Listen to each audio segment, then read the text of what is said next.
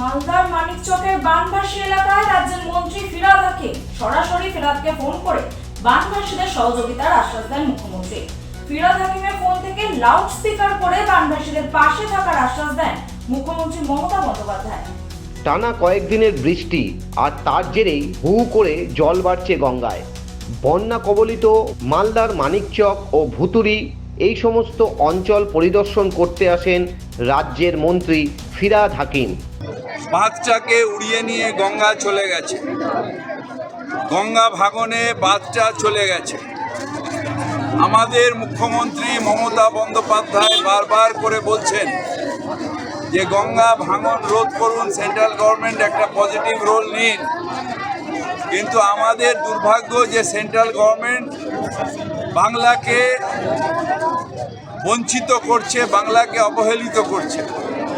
তাই এইখান থেকে নিয়ে মুর্শিদাবাদ পর্যন্ত যে ভাঙন সমস্যা, সেই সমস্যার সমাধান করছে না। যদি গঙ্গাটার ভাঙন না হতো তাহলে বাঁধটা যেত না, বাঁধটা না গেলে এই অঞ্চলটা ভাসতো না। গঙ্গা ভাঙনের সাথে সাথে বাঁধটা ভেঙে পড়ে গেছে। সুতরাং আবার সেন্ট্রাল গভর্নমেন্টকে বলবো, মানুষকে মানুষ ভাবুন। শুধু আদানি আম্বানির পাশে দাঁড়ালে চলবে না, গরিব মানুষদের পাশে দাঁড়ান। মালদার মানিকচক ব্লকের গোপালপুর অঞ্চলে বন্যা কবলিত মানুষদের হাতে ত্রাণ তুলে দেন রাজ্যের মন্ত্রী ফিরহাদ হাকিম। এরপর পরিদর্শন করেন ক্ষতিগ্রস্ত এলাকা।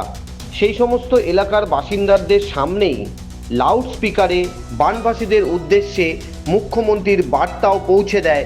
মুখ্যমন্ত্রী বলে, কেন্দ্রীয় সরকারের অসহযোগিতা এবং বর্ষা শুরু হয়ে যাওয়ার জন্য ভাঙন রোধের কাজ আমরা করতে পারছি না। আপনাদের সমস্ত সমস্যার কথা জেলা শাসক এবং পুলিশ সুপারকে জানান।